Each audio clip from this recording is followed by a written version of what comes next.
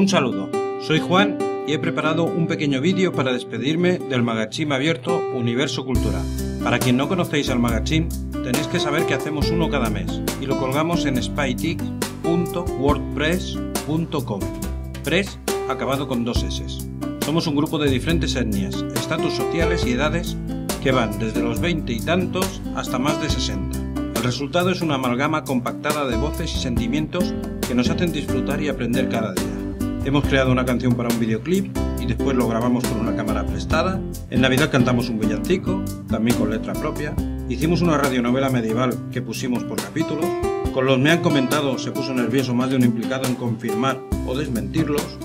Hemos criticado comportamientos para sentirnos bien y lo más importante, en cada entrega del magazine hemos conocido otra cultura, otro país a través de una entrevista personal.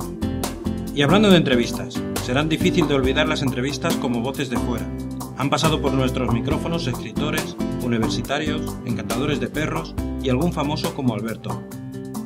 En fin, lo recordaré con una sonrisa en la cara y como algo positivo de las cosas que me han pasado en la vida. Pero vamos a ver el vídeo mientras me despido.